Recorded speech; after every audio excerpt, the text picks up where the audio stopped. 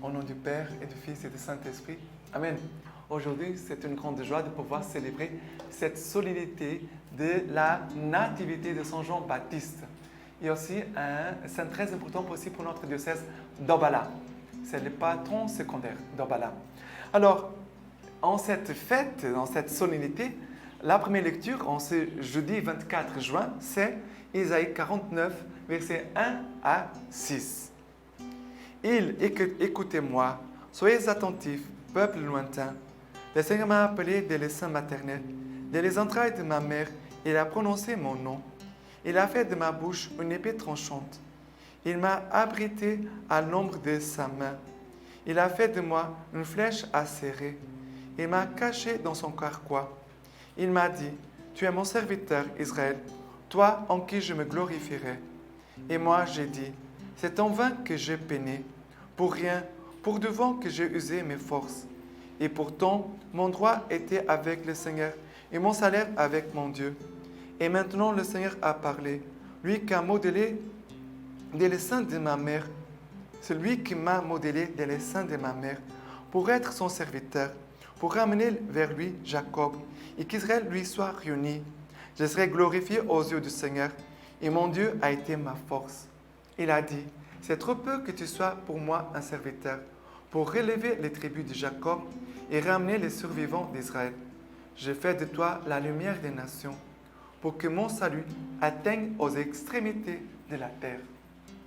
Très belle cette lecture, qu'on peut aussi écouter, voir la présence de Jean le Baptiste, le précurseur, celui que Dieu a choisi comme dernier grand prophète pour préparer la venue de Jésus, pour préparer les cœurs, pour recevoir le Verbe, pour recevoir Jésus, pour recevoir la parole de Dieu.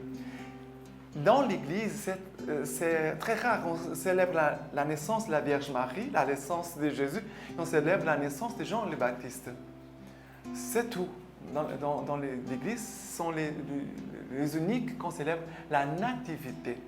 Et il y a, et c'est dans la première lecture, une phrase qui dit « Dès le sein de ma mère, il m'a choisi.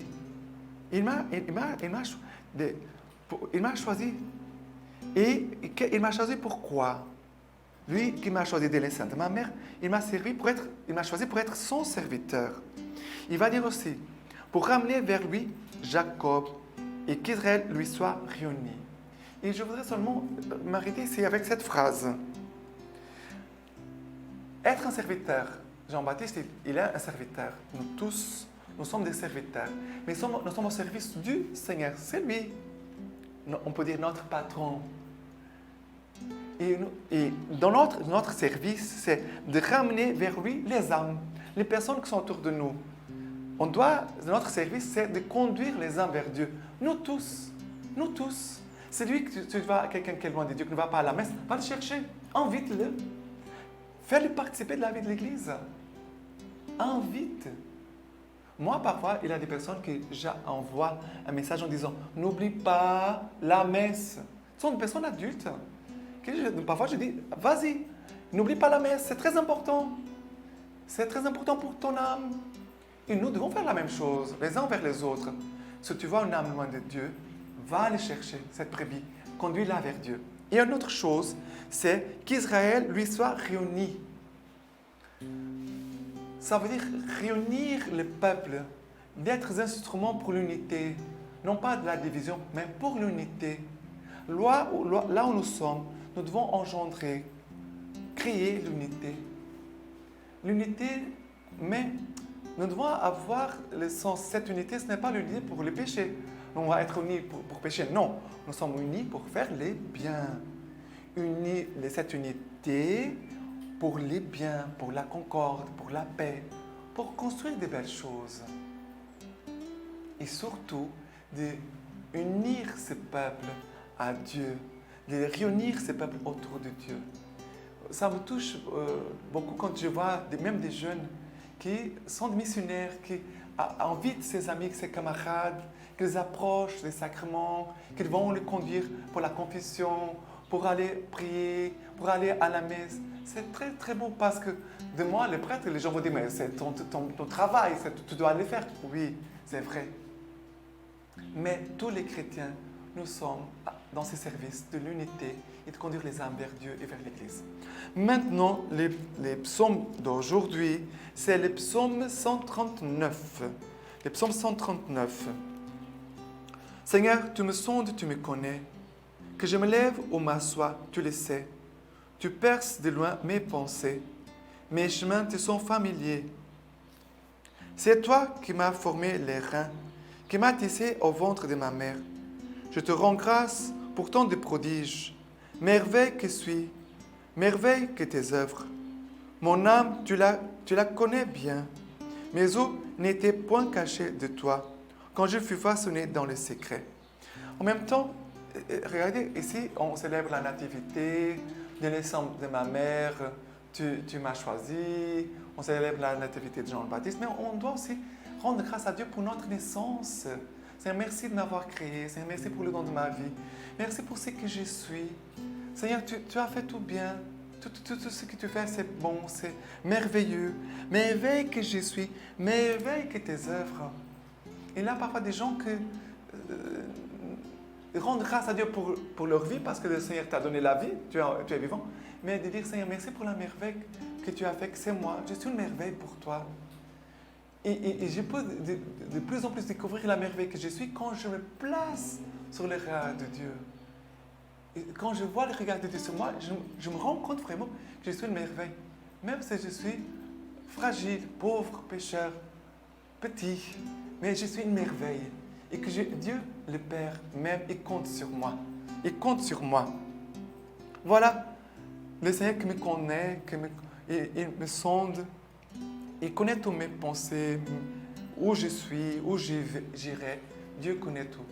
Et le Seigneur nous invite à rendre grâce pour chacun de nous, mais aussi rendre grâce à Dieu pour les personnes peut-être que tu as un peu du mal à aimer.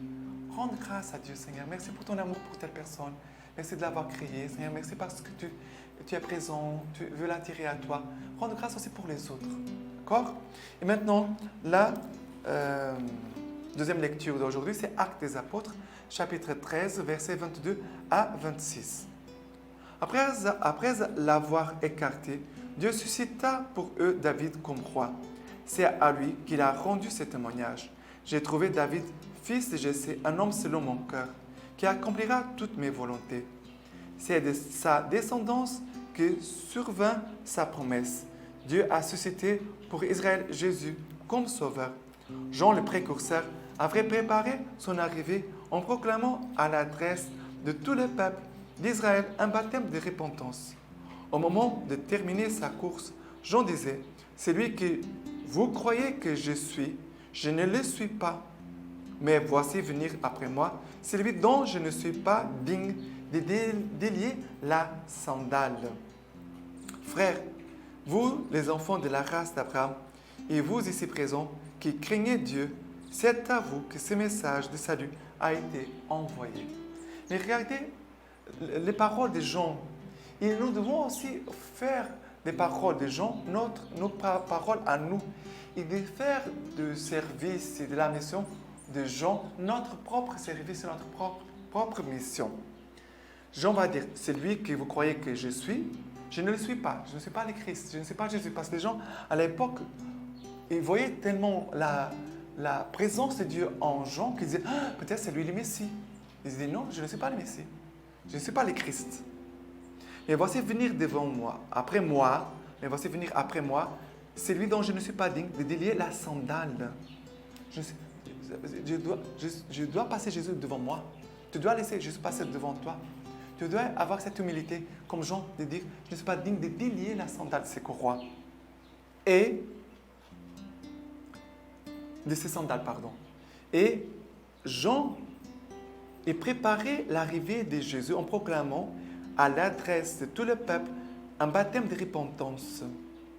Ça veut dire, Jean appelait les gens à la conversion. Et nous aussi, notre mission comme chrétiens, c'est de mettre la lumière du Christ qui va toucher le cœur et après de dire, mais il y a ce point que tu dois te convertir. Il y a ce point que tu dois aussi te changer. Il y a ce point que tu dois aussi travailler en toi pour laisser Dieu être Dieu dans ta vie. Et n'oublions pas que Jean a préparé les cœurs pour recevoir Jésus, les verbes. Et c'est cela, la lecture divine à chaque jour, c'est cela. On communique les verbes, on donne les verbes aux autres. On donne la parole de Dieu aux autres. Et nous tous, nous sommes au service de la parole. Toi, tu es au service de la parole de Dieu. C'est très important. Ce n'est pas les autres, ce n'est pas les prêtres. Toi, tu es au service de la parole de Dieu.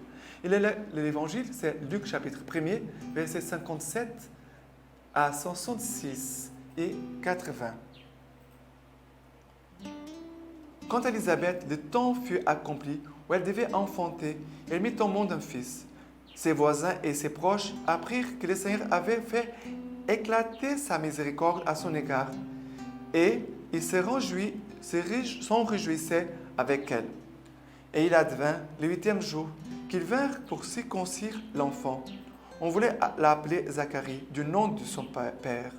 Mais prenant la parole, sa mère dit, « Non, il s'appellera Jean. » Et on lui dit, « Il n'y a personne de ta parenté qui porte ce nom. » Ils l'ont demandé par signe au père, comment il voulait qu'on l'appelât. Celui-ci demanda une tablette et écrit, « Jean est son nom. » Et ils en furent tous étonnés. À l'instant même, sa bouche s'ouvrit et sa langue se délia. Et il parlait et bénissait Dieu. Sa crainte s'empara de tous leurs voisins. Et dans la montagne de Judée, tout entière, on racontait toutes ces choses. Tous ceux qui en entendirent parler les mirent dans leur cœur en disant, « Qui sera donc cet enfant ?» Et, de fait, la main du Seigneur était avec lui. Cependant, l'enfant grandissait et son esprit s'est fortifié. Et il demeurait dans le désert jusqu'au jour de sa manifestation à Israël. Ici, regardez deux choses. Son nom est Jean. Le nom Jean, ça veut dire Dieu fait grâce, Dieu fait miséricorde. Ça veut dire que chacun de nous est appelé à devenir Jean. Ça veut dire que tu es appelé à être un signe, l'action de Dieu qui fait grâce, qui fait miséricorde. Ça veut dire que tu dois communiquer la grâce et la miséricorde pour les autres. C'est cela que Jean a fait. C'est pour ça que les gens étaient tellement touchés par la grâce qu'il communiquait, par la miséricorde qu'il communiquait, que les gens croyaient même qu'il était le Messie, qu'il était Jésus. Il va dire non, je ne suis pas. Et après, la langue de son papa va se délier, il va commencer à bénir Dieu, à chanter les merveilles de Dieu. On doit fermer notre bouche pour le péché, oui. Muet pour le péché. Mais on doit ouvrir la bouche pour dire des bonnes choses qui édifient, qui proclament les merveilles, qui proclament l'action de Dieu. Communiquer la parole de Dieu. Voilà ici. Silence pour fermer la bouche pour le péché. Ne pas dire du mal des autres, mais de dire du bien et surtout dire du bien de Dieu. Et regardez que tout le monde était dans la joie. Tout le monde était émerveillé à cause de la naissance de cet enfant. Et chaque enfant qui naît, il y a une bénédiction. C'est pour cela qu'on ne doit pas permettre l'avortement. On ne peut pas permettre l'avortement. Jamais. L'enfant est toujours une bénédiction pour notre monde.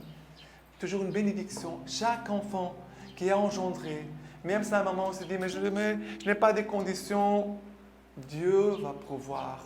Dieu va aider. On doit toujours dire ça pour toutes les personnes. Non à l'avortement. Accepter la vie. Chaque enfant, c'est la bénédiction de Dieu sur cette terre. C'est l'amour de Dieu qui se manifeste sur cette terre. Et pour finir avec la lecture patristique d'aujourd'hui, homélie de Saint Augustin pour la nativité de Jean-Baptiste. Jean naît d'une vieille femme stérile. Le Christ naît d'une jeune fille vierge. La naissance de Jean rencontre l'incrédulité de son père. Et son père devient muet. Marie croit à celle du Christ et elle le conçoit par la foi. Nous vous avons proposé d'en chercher la raison. Nous vous avons annoncé que nous allions y réfléchir. Mais c'était un simple préambule. Et si nous ne sommes pas capables de scruter les replis d'un si grand mystère, faute de capacité ou de temps, vous serez mieux instruits par celui qui parle en vous, même en notre absence, celui à qui vous pensez avec affection, celui que vous avez accueilli dans votre cœur, celui dont vous êtes devenus les temples. Jean apparaît donc comme une frontière placée entre les deux testaments, l'Ancien et le Nouveau. Qu'il forme une sorte de frontière, le Seigneur lui-même l'atteste lorsqu'il dit « La loi et les prophètes vont jusqu'à Jean ». Il est donc un personnage de l'Antiquité et l'héros de la nouveauté. Parce qu'il représente l'Antiquité, il naît de deux vieillards. Parce qu'il représente la nouveauté, il se révèle prophète dans les entrailles de sa mère. En effet, avant sa naissance, lorsque Marie s'approcha, il bondit dans le sein de sa mère. Là, déjà, il était désigné pour sa mission, désigné avant d'être né. Il apparaît déjà comme le précurseur du Christ, avant que celui-ci puisse le voir. Ces choses-là sont divines et elles dépassent la capacité de la faiblesse humaine. Enfin, a lieu sa naissance. Il reçoit son nom. Son père retrouve la parole. Il faut rattacher ces événements à leur symbolisme profond. Zacharie s'était et perd la parole jusqu'à la naissance de Jean, précurseur du Seigneur, qui lui rend la parole. Que signifie le silence de Zacharie, sinon que la prophétie a disparu et qu'avant l'annonce du Christ, elle est comme cachée et close. Elle s'ouvre à son événement. Elle devient claire pour l'arrivée de celui qui était prophétisé. La parole rendue à Zacharie à la naissance de Jean correspond au voile déchiré à la mort de Jésus sur la croix. Si Jean s'était annoncé lui-même, la bouche de Zacharie ne se serait pas couverte. La parole lui est rendue à cause de la naissance de celui qui est la voix.